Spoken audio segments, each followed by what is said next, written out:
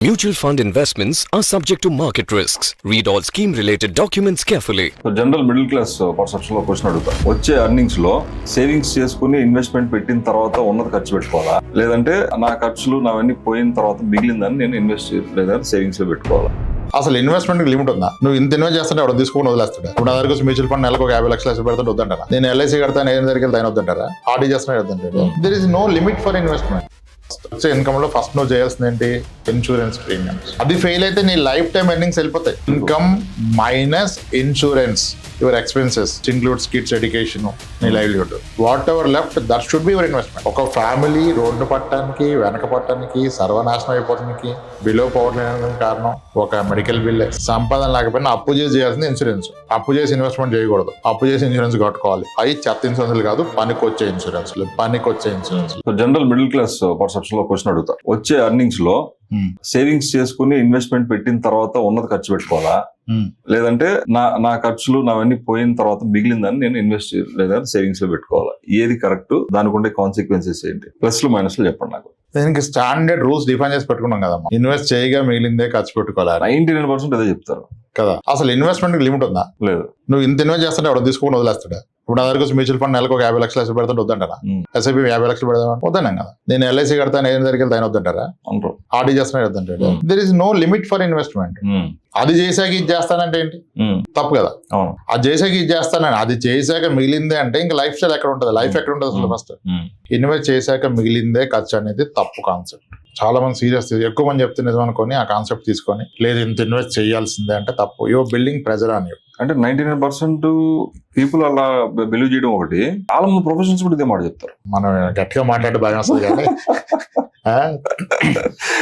ఏం చెప్తున్నాను కాదు, ప్రాక్టికల్ గా ఏంటి వాట్ ఈస్ రైట్ అనేది కాదు చూసుకోవాల్సింది. నేనేమంటానంటే ఇన్సూరెన్స్ ఫస్ట్. నీకు వచ్చే ఇన్కమ్ లో ఫస్ట్ నువ్వు చేయాల్సింది ఏంటి? Insurance premiums, health insurance.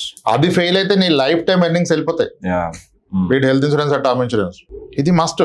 Literally ఒక 10 years వెళ్ళిపోతుంది. Income minus insurance, your expenses which includes kids education, నీ livelihood, whatever left that should be your investment.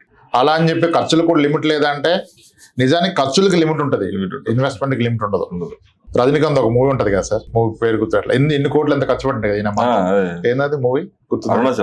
Arunachalam. అది ఖర్చు పెట్టడానికి కింద మీద అవుతాడు, ఇన్వెస్ట్ చేయడానికి కింద మీద అవసరం లేదు. అర్థమైంది లాజిక్? ఖర్చు పెట్టడానికే కష్టం. సినిమా నిజానికి చాలా మంది అంటే వెరీ ఫ్యూ పీపుల్ ఇండియాలో వీళ్ళు ఇన్కమ్ ఖర్చు పెట్టడం వాళ్ళు అవదు. ఎందుకంటే అంత ఇన్కమ్ సంపాదించే టైం ఉండదు. ఫస్ట్ ఖర్చు ఏం పెట్టలేదు సార్, ఎక్కువ ఖర్చు ఎవరం పెట్టలేం. ఖర్చుకే లిమిట్ ఉంది, ఇన్వెస్ట్మెంట్ లిమిట్ లేదు. హైదరాబాద్ లో అయితే 4 పేర్లు కొంటే ఈవినింగ్ కల్లా 10 కోట్లు ఖర్చు పెట్టచ్చు. చాలా వాల్యుబుల్ లైన్స్. 16 కోట్ల అపార్ట్మెంట్లు, 26 కోట్ల విల్లాలు వచ్చేసినాయి హైదరాబాద్ లో. అంటే ఇక్కడ అప్పుడు ఇన్వెస్ట్మెంట్ కి నో లిమిట్, కానీ ఖర్చుకి లిమిట్ ఉంది. హైదరాబాద్ లో నెలకు 10 లక్షలు ఖర్చు పెట్టగలుగుతావు ఒక మనిషి. ప్రతి రాత్రి తాగి పబ్ లో పడుకున్న 10 లక్షలు అవదుగా, కానీ నెక్స్ట్ అరగంటలో 10 లక్షలు చేయొచ్చు కదా. అది ఈజీ కదా. కానీ ఈ ఖర్చులు ఇన్వెస్ట్మెంట్లు పట్టుకుని ఇన్సూరెన్స్ వదిలేస్తున్నారు అందరూ. First insurance. ఒక ఫ్యామిలీ రోడ్డు పట్టడానికి, వెనక పట్టడానికి, సర్వనాశనం అయిపోవడానికి బిలో పవర్ కారణం ఒక మెడికల్ బిల్. ఎన్నో కేసులు చూసినాం. ఇక మనకైతే మంత్లీ 1-2 ఎక్స్పీరియన్స్లు వస్తున్నాయి. కానీ ఇప్పుడు చాలా బ్యాడ్. మన ఫ్యామిలీస్ లోనే చాలా చూసాం. లాస్ట్ 1 month గా మల్టిపుల్ క్యాన్సర్ కేసెస్ మంత్లీ 3 ఉంటున్నాయి మా దగ్గర. స్టంట్ కేసులు, హార్ట్ అటాక్ అన్ని నిన్న మొన్న ఏం చెప్తాం. Insurance first. మీకు వచ్చే సంపాదనలో మొదటగా మీరు చేయాల్సింది ఇన్సూరెన్స్. సంపాదన లేకపోయినా అప్పు చేసి చేయాల్సింది ఇన్సూరెన్స్. అప్పు చేసి ఇన్వెస్ట్మెంట్ చేయకూడదు, అప్పు చేసి ఇన్సూరెన్స్ కట్టుకోవాలి. అవి చెత్త ఇన్సూరెన్స్ కాదు, పనికొచ్చే ఇన్సూరెన్స్. తప్పనిసరి insurance, health insurance, term insurance, vehicle insurance లాంటివి మస్ట్.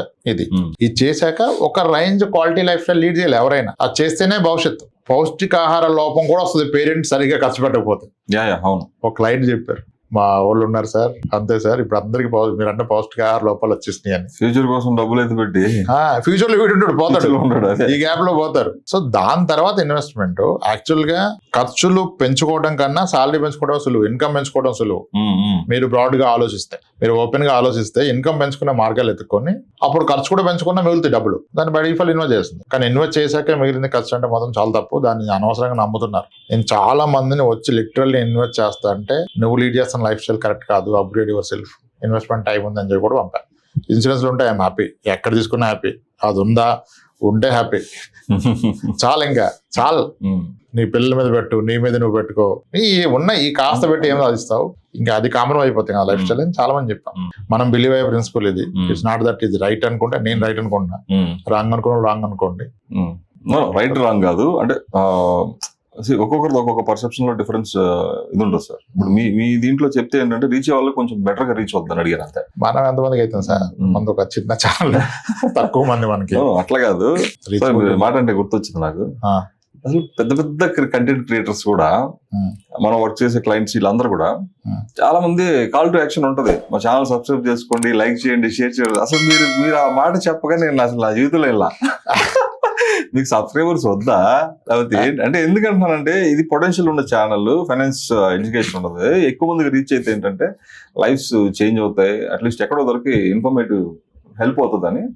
మీరు అడిగితే కదా సార్ ఎవరైనా సబ్స్క్రైబ్ చేసుకుంటారు, మీకు సబ్స్క్రైబర్స్ వద్దా ఏంటి నాకు అర్థం కాదు.